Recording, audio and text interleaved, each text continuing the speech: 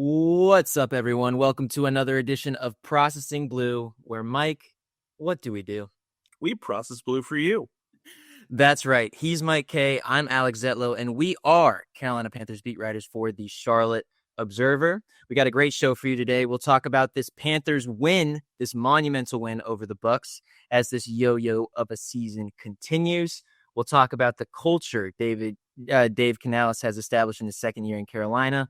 We'll look ahead to Seattle and decide how much stock we should put into that game and much more. But first things first, Mike, I got to ask this. Is there anything more sustainable in this helter-skelter season than the ongoing bit you have with backup center Nick Samak? Because for my money, there isn't. Yeah, I don't know. Not a lot of competition there. Sometimes you get kind of bored in the press box and you're looking at stats or you're putting two and two together and you realize, hey, since this guy's played, they've won all these games, they've lost all these games, they haven't done this or whatever. Sometimes you try to find some positives and humor, and I think Nick Samak, who is a guy who is very aware of the bit, and a lot of people are around the organization, I think it's something just to be funny with, and I like bits only get old because they're good, and to me at least, or at least to like the 100 or so people that follow it, they enjoy it too. So why not put a smile on somebody's face if the Panthers aren't winning, or it's been a funny day. So Mike, just real quick for the listener who might not be initiated to this whole thing. So what's Nick Samak's record when he's on the active roster for the Panthers right now?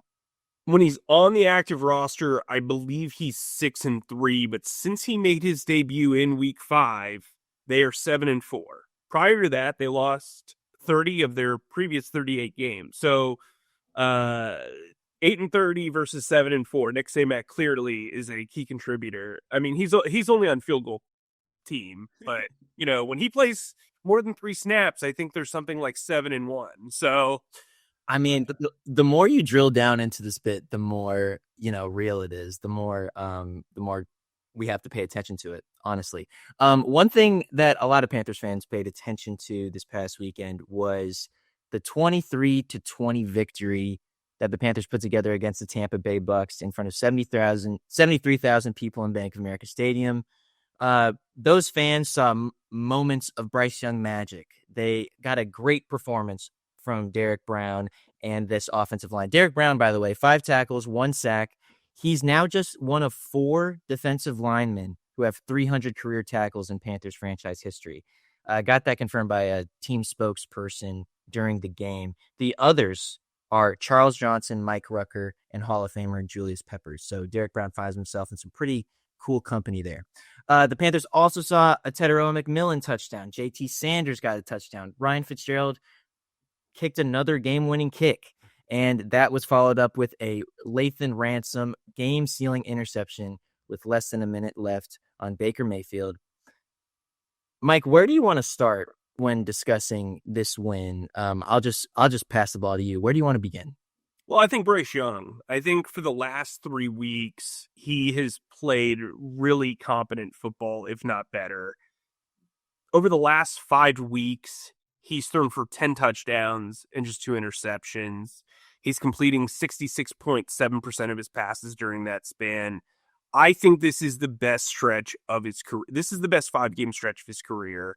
At this point, I think it's a no-brainer to pick up his 5th-year option. I know Scott and I a couple of weeks ago talked about maybe holding off. I mean, I think it's a foregone conclusion. If you could tell me that I would get this type of production and this type of play for half the cost of Brock Purdy in 2 years, I think you'd be crazy not to say, yes, sign me up for that 1-year deal. Now, I'm not saying that he is the franchise quarterback for the first, the next 10 years, right? But I think for the next 2, that is a very realistic way to go, and I think he's proving himself week after week. Now, he could have a clunker against the Seahawks. He could have a letdown against the Bucs. But I think when you look at this overall season, he's been good enough to help you contend for this division title, and he is only getting better. I don't think he is regressing. There have been moments of regression, but overall, I think he is growing, especially as a downfield thrower, as an improviser in the pocket. I think he has impressed me continuously over the last 5 weeks. And yes, you and I are objective observers. Stuff's going to change. One game he's going to be bad, we're going to criticize him. One game he's going to be good, we're going to praise him. It's non-linear. Like, that's like the thing. And I think if you take the totality of his season, and this isn't just based off this past game, I thought he played well against the Saints, and I said that last week. I thought the play calling kind of let him down that fourth quarter. He's been terrific against Atlanta. I thought he was terrific against the Rams. I thought he was terrific this past Sunday. I think the totality has been much better over the last 8 weeks than the first 8 weeks. And that's what you want to see as the season moves along. And they are at the top of the NFC South. I'd also say this rookie class, man, and I'm on to you, but like, when you go down the list, like Mitchell Evans is catching 3 passes in key moments. Jimmy Horton's having a big run on the first drive that sets up a field goal. Nick Scorton is the smartest defensive rookie I've ever covered. Guys, if I could just interject while Mike talks about Nick Scorton for a second. I know that you probably read his stuff and they're like, okay, and read his newsletter and like, oh yeah, Mike's a big fan of Nick Scorton. Try sitting next to him in the press box. I think Mike just like looks at Nick Scorton every defensive play and just sees what this rookie's going to do. And more often than not, Nick does something great. But go on, Mike. This is like, I just wanted to clarify that this is like some authentic praise, and you like watch pretty much everything this rookie does. Yeah, I think he can be very special. He's not only a really good run defender, he's got high upside as a pass rusher, but most importantly, he is so intelligent. Like, you see, he told us when we interviewed him after his selection that you're going to see him thinking on the field. And there was a screenplay that he blew up, and you could see him kind of doing the math in his head from the press box, which I think is a really cool moment for him. And then we talked to him after the game, and he was taking us through his process. Like, this kid is saying stuff that you wouldn't hear from like a 6-year vet. I think he's just a really impressive young man. He's just turned 21 in August. I mean, his upside's huge. And then you can't like ignore Lathan Ransom making that huge interception. You have to feel good for the guy after what happened last week. One play doesn't make an entire game. And I mean, his interception didn't make the entire game. That could have been, a ball thrown away. But, I think the way that he battled back, he's been a key contributor on defense throughout the year. And then obviously Tetairoa McMillan should be the offensive rookie of the year. I just don't understand how you could. I mean, he's tops in the league amongst rookies in receiving yards and touchdowns. He's number 2 in receptions. Like, he's just terrific. And I'm going to let you just some praise on the rookie class, because I could go on and on, but they needed 10 to 12 cost-effective contracts for guys who could just make plays and plug holes in this depth chart because of how terrible they've been at drafting over the previous years. And my hat's off. Whoa, not the best look for your boy on YouTube. It's okay. You ain't put gel in it today. You ain't put gel in it. But no, I kind of marvel at the development of these guys and how they're playing. And as I wrote earlier on Monday, they're not just the future; they're the present, and they wouldn't be on this run if they weren't as good as they are. So, Mike, I actually wanted to ask you about the offensive rookie of the year selection, and maybe dip our toes a little bit in the Pro Bowl discussion, but let's focus mostly on Tetairoa McMillan for a second. So, how do you say this? So we asked Dave about this Monday, and we essentially asked him, or I think you were the person who asked him, and he essentially said, end of year awards are cool. We celebrate them because they're cool moments and they should be celebrated. However, the way to get individual awards is having good team success. And that seems really obvious. But when Panthers fans 2 years ago were like, hey, Adam Thielen had this resurgent year, over 100 receptions, over 1,000 yards, on on an offense that was completely bereft of life. Why isn't he making the Pro Bowl? Or the year prior when Chuba Hubbard had a really good year, but still the Panthers were 5-12 or whatever. Like, team success causes this individual success.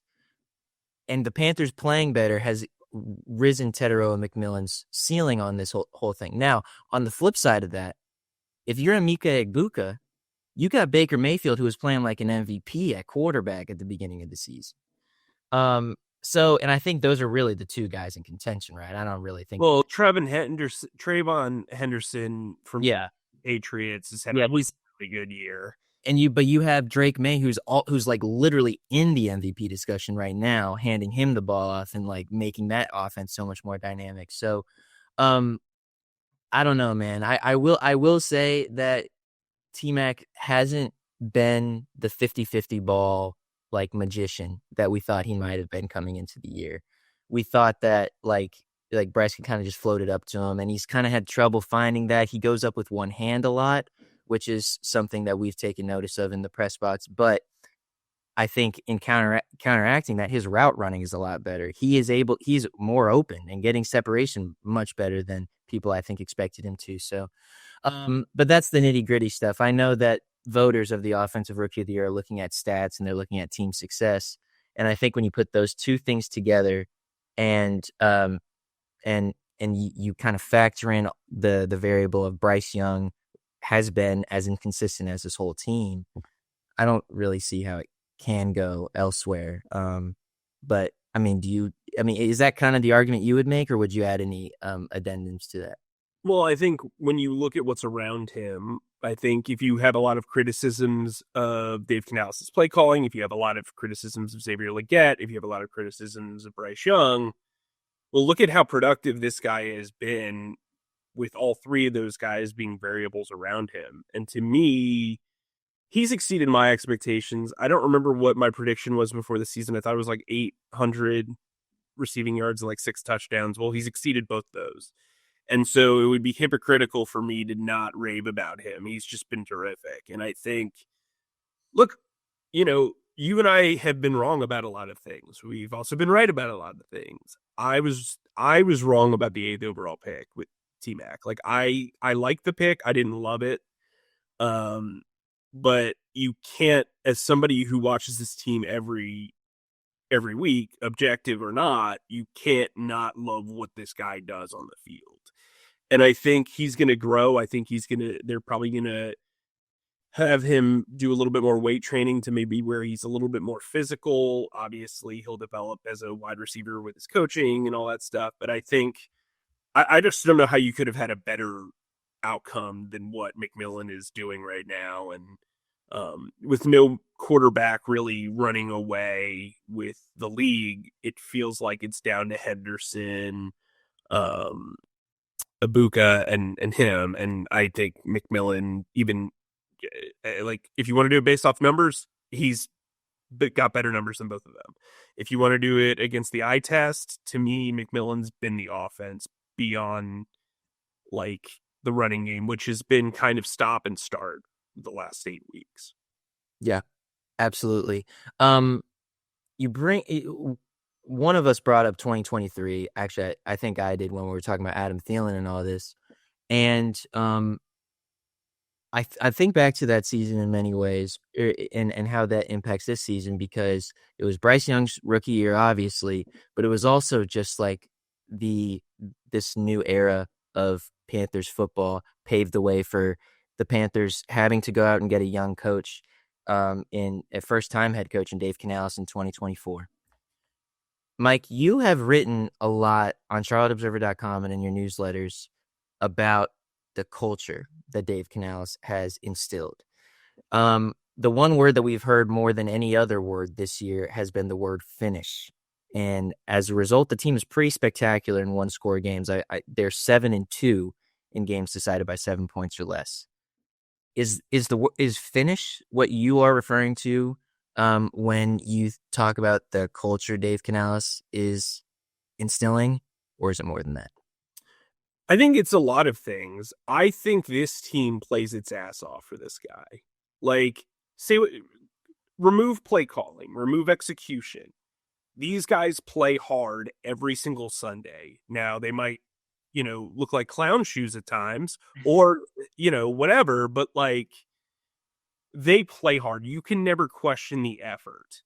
And my understanding is while Dave is all sunshine and gumdrops and rainbows in press conferences, he is an extremely accountable leader.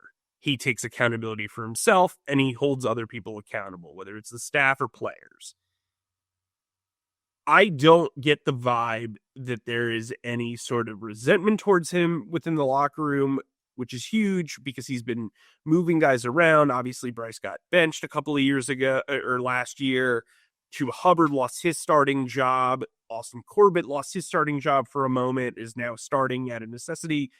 These guys have really bought in. There's like this universal language amongst them. Yes, you bring up finish. It's important to have those keywords. What I like is I don't see all these stupid signs around that are like finish or seize the day or any of that stupid crap.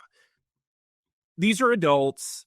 I think Dave is really good at reaching these young guys. I think that's part of the reason why the young guys are developing so well. But I also think he's really good about messaging with the older dudes. I think he was extremely respectful of Andy Dalton last year when it was clear that he was not playing well and they needed another solution. I thought he handled Bryce's benching pretty well. Like if you asked around, there wasn't a lot of barbs being thrown. I think he did a really good job with Xavier Legette when he was facing adversity. Chuba Hubbard, Rico Dow essentially called out the play calling.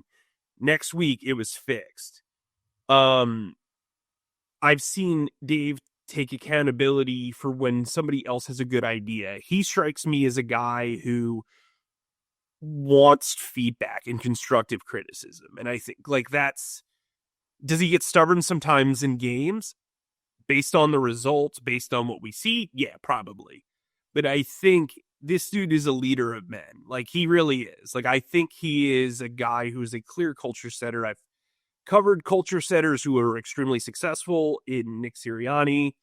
I've covered culture setters who are not in Gus Bradley. I've had hard-nosed coaches like Doug Marrone.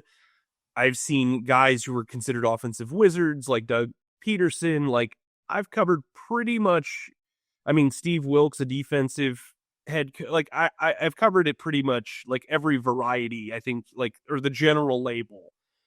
And if you're going to be a culture setter, you really better have success. And if you don't have early success, like runaway success, like Kevin O'Connell did and Brian Dable did, you better be able to message properly. And I think Dave Canales, for,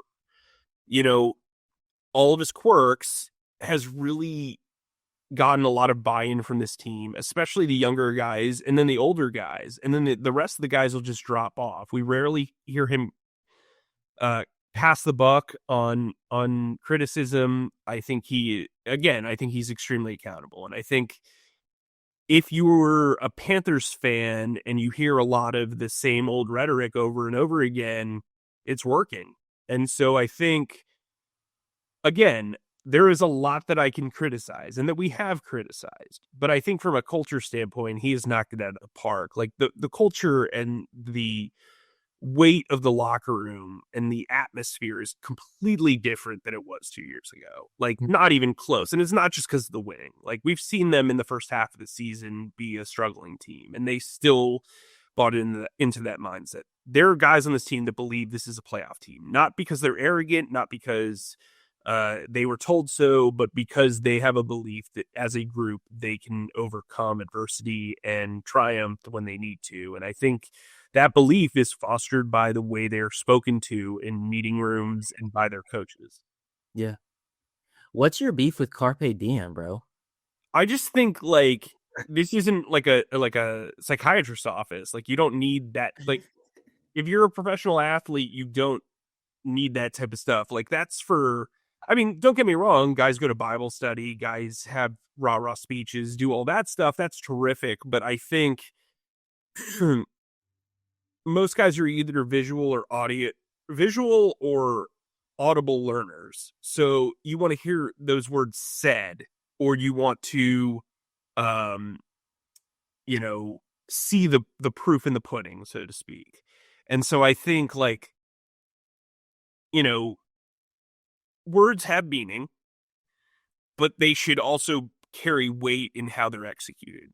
Yeah, no. Just writing "seize the day," cool, cool, bud. Like, I'm just kidding. No, I thought that was I thought I believe and think and agree with everything that you just said when it comes to Canales' culture. I think he also has surrounded himself with players and coaches who also believe in what he believes in, coming from the Pete Carroll trees. David Moore is someone who he's been with for forever, and even though he's been absent with injury, he's really kept that receiving room together, even though that receiving room has taken a lot of lumps this year. Let's talk about week 17, shall we? And we're going to very briefly talk about the Seattle Seahawks game, yes. But I think the bulk of this discussion will be surrounding the question, how much water should we put into this game? So let's talk about that. If you're like me, you might be a bit confused by the divisional tiebreakers going into the final 2 weeks of the season. So let's just break it down for you right here.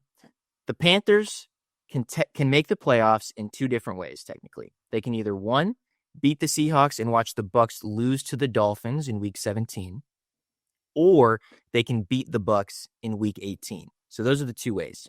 To come to this conclusion, you have to look at the NFL divisional tiebreakers. They go like this.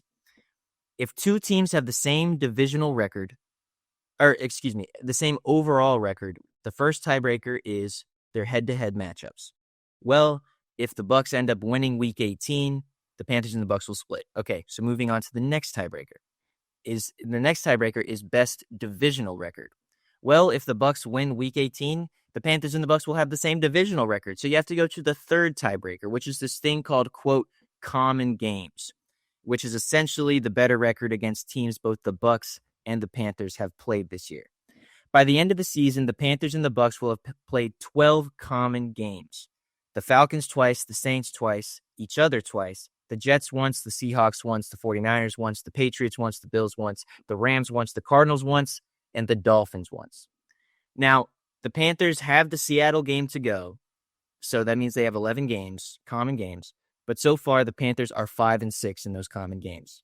The Bucs have the Dolphins game to go, and they are 6-5. So that is all to say, if both teams lose or win week 17, so if there are two Bucs, if the Bucs and the Panthers both lose week 17, or the Bucs and the Panthers both win week 17, the Bucs have the edge in the common game tiebreaker. So I say all that to say, it's essentially going to be a playoff game week 18. That's how it feels like. Of course, the unpredictable can happen in week 17, where the Panthers somehow beat the Seahawks and the Bucs somehow lose to the Dolphins. But it just feels like we are headed toward an early playoff game in week 18. Mike, is that fair to say, or am I kind of jumping the gun here? Yeah, Seattle is kind of like a weird insurance policy because in theory, you could win the division and you don't want to come out flat and lose. And then not only do you possibly cough up an opportunity to end this division race early, but you head into week 18 with less momentum and question marks, right? And so I think like the way to look at this game is the way I would sell this game. If you were going to say championship opportunity, like Dave Canales, I would say, hey, I know we can't control this, but if the Eagles lose 2 games and we win out, we'll get the 3 seed. And so there is something to play for. There is something to be established here. So whether the Dolphins beat the Bucs or not, we're still trying to control our destiny and potentially get the 3 seed and give us some sort of leg up in that fight. I do think Canales will say this is just another game. He strikes me as a guy who is pretty emotionally intelligent, and I think he's gonna have the conversation with himself that, you know what, he's gonna say to himself, I've come a long way. This is an opportunity to show, I never got to call plays in Seattle. This is what I'm made of. He's also going up against a coach that was hired the same year as him and is a defensive mind. So there's that. Like, there's a lot of dynamics here. Now, that said, they lose, doesn't matter. It really doesn't. Like, in the grand scheme of things, like, if you're playing the odds, it doesn't matter. That said, that should never be a mindset when you're in the middle of a playoff push. You should look at this as, like, here's another playoff game. Until you've clinched the division, I don't think you should take your foot off the gas. And they have to kind of get over this whole win one, lose one, win one, lose one, win one, lose one. Because yes, does that set them up to make the playoffs? Sure. It also sets them up for a big disappointment at home in the first round if they're following that trajectory. Now, if you would say, like, they're playing with house money by then, so it doesn't really matter. Well, to be honest with you, they're playing with house money right now. In my opinion, they've greatly overachieved and they've exceeded their timeline, their trajectory. Right, you had them at 8-9. I had them at 7-10. When they left free agency, we had opposite predictions. And after watching training camp, you and I kind of switched. I mean, if they finish 9-8, like, first division title since 2015, first playoff run since 2017. First winning season since 2017. Yeah, it'd be huge. And I think the buy-in of this fan base, I didn't really feel it a lot after the Rams win. I certainly didn't feel it after the Saints loss. Yesterday was pretty special. I think, like, it was the most noise that I had heard in that stadium probably since Wilkes had them kind of competing at the end of the season in 2022. There were some other games, like the first win of the Reich era against I think it was the Texans game with the walk-off field goal with Eddie. Like, that was pretty loud too. But I think fans are really buying in. And if you were a fan, what game would you rather be at than that one? But I would say this, if you're a fan, don't take your foot off the gas either. Seattle, it's the best of both worlds. Either you see them upset another 10-plus win team who's really trying to win and really establish themselves in the NFC West, or they lose and hopefully it's close and you see something good and maybe they're playing the Seahawks again in a few weeks and this is a good scouting opportunity. So, yeah, I don't think this game means a whole lot in the grand scheme of things, but it could mean a lot for prep and for momentum and stuff like that that's not in the standings. Yeah. I love what you said about potentially setting themselves up for a better playoff spot with the Eagles, or swapping spots with the Eagles as opposed to being that 4 seed, because that's so real, and that's just a really healthy way to look at it. We talked to Dave Canales earlier on Monday, and Scott Fowler, our columnist, asked him, are you going to be checking the Bucs score during the game? And he said no, which is kind of what we expected. If the Panthers are down by 3 touchdowns late in the game and it doesn't look like there's any chance of coming back, will you pull your starters? Dave said, I don't anticipate doing that. This really does. This is a cliche that maddens us, I imagine, or at least it at times maddens me. But the one game at a time thing is like authentic to Dave Canales. And it's kind of part of the culture, like what you were saying earlier. That's just like who he is. That's what he does. And I don't imagine consistent. You have to be consistent. The second your words get switched up or you change your character up a little bit, you know what I mean? Like, I think that's it. And sorry to cut you off, but here's the thing. Had they beat the Saints and then had they won this week, it's done, right? Yeah. You need to keep that angst up, because if you lose to the Seahawks and they show like the strategy to beat you, similar to the way the Saints have, like you might not come back from the next one. This game was close. This wasn't like they won a blowout. So you want to keep building up the assurance. You want to keep building up the belief. You want to keep building up the, hey, every week's a playoff game. That should be your mindset. Had they clinched this week, then they would have earned the artificial bye week. They did not earn that. And so it's about keeping that motor going, and it's about keeping the prevailing thought of it's us against the world. Nobody believes in us. Let's ruin somebody's day. Like, that should be the belief. Let's ruin someone's day, and hopefully not somebody wearing process blue. Yeah. For you. You know what I mean? Yeah. If I'm giving like a rah-rah speech and I'm Dave Canales, and I think this is true to his character, I'm saying, if it's about us, let's continue to do what we do, as opposed to taking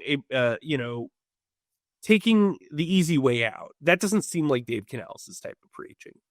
Yeah. I couldn't agree more once again. Should we, I mean, like, we just went on this long thing about how this game still matters. But in full disclosure, like, all I really got here in my notes for when talking about the Seattle Seahawks is Sam Darnold.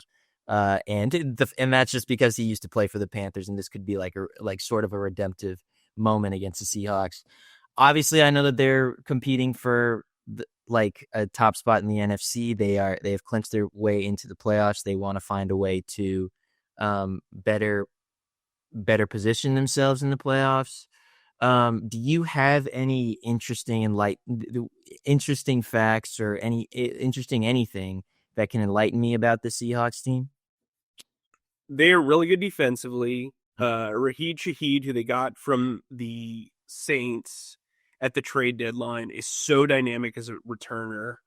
But he's also like a burner too. And the one thing that I think Mike Jackson and JC Horn struggle against is like full tilt speed. Like he's a mile a second, like it feels like. Jackson, I can't even pronounce his name. Their number one wide receiver, he's phenomenal. He's among the league leaders in like basically every receiving category. Kenneth Walker, their running back, is just like an absolute dog. He's just, I mean, they are better at a lot of spots on offense. Defensively, McDonald, their head coach, is phenomenal, and he's got some guys who are playing over their talent level. I mean, like Josh Jobe at corner. I mean, they've got Devin Witherspoon. They're a stacked group. Unfortunately, I haven't gotten to the tape this week on them because we're recording this on a Monday. Yes, part of the reason why we're not talking about the Pro Bowl, by the way. But in games that I've watched just live, it's just like the energy, and they're very much like the Panthers. They play to the whistle.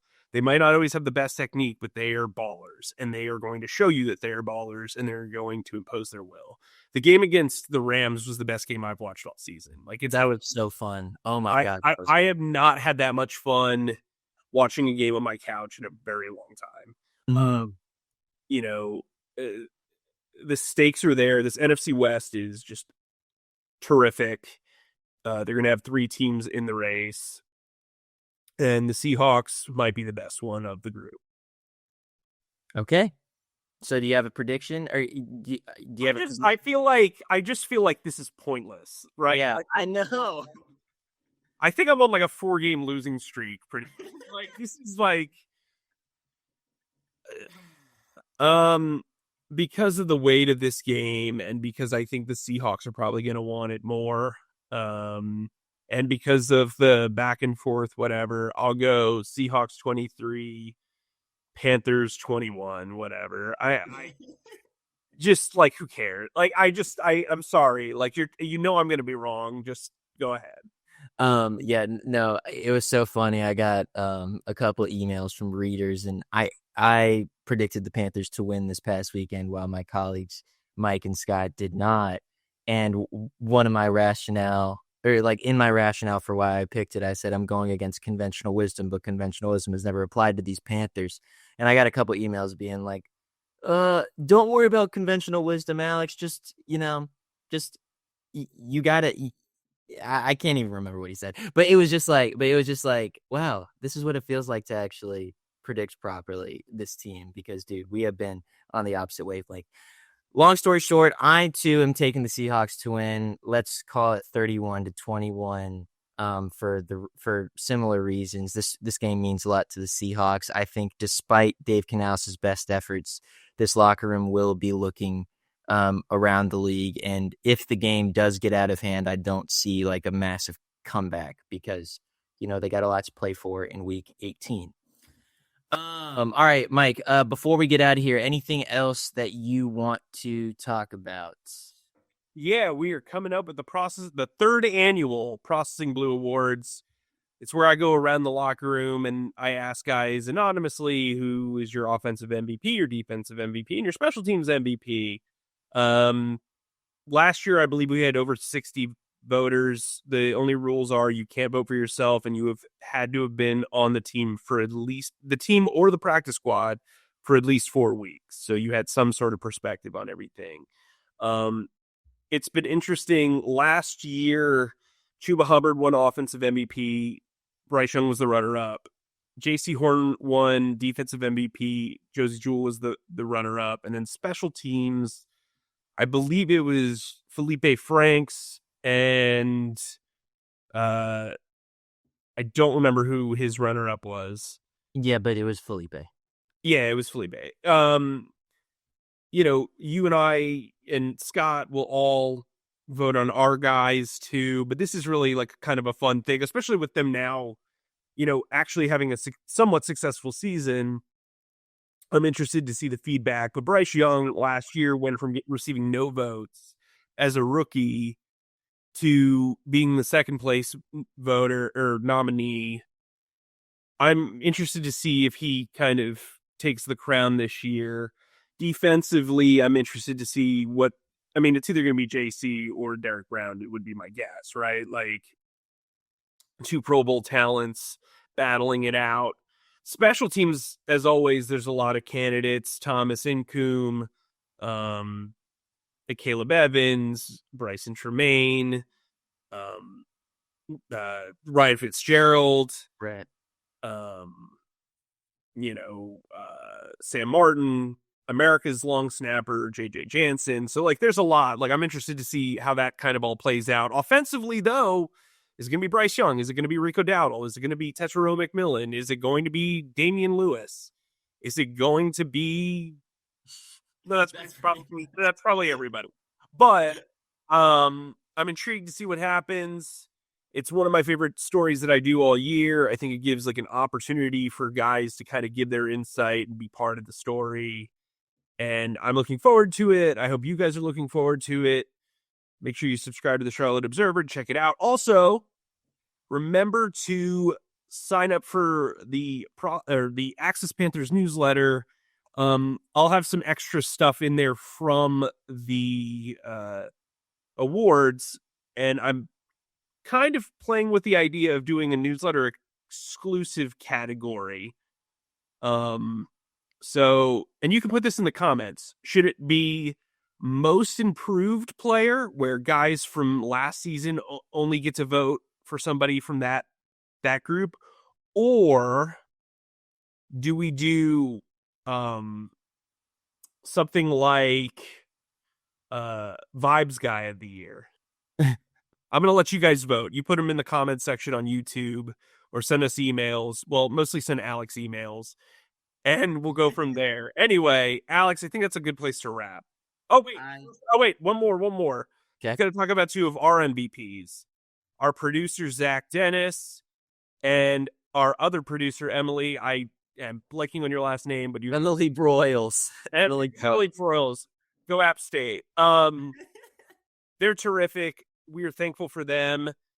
We're going to keep going even through the season and through the playoffs. I'm very excited about what the future holds for the Processing Blue podcast. Plus, we're going to have some guests in the offseason, so make sure you check that out. Alex shouldn't have given me that big of a runway. Go for it, Alex. Thanks, as always, for listening to our pontifications on all things Panthers with Mike Kaye and myself and our wonderful producers, Zach Dennis and Emily Broyles. Please subscribe and follow us on Spotify, Apple Podcasts, or wherever you get your podcasts by searching Processing Blue. And if you watch us on YouTube, please subscribe to our YouTube channel and click on the bell icon to get notified whenever new episodes drop. And finally, please be sure to stick to charlotteobserver.com for all of your Panthers needs. Mike, stay humble, stay creative, and keep processing. That's a wrap.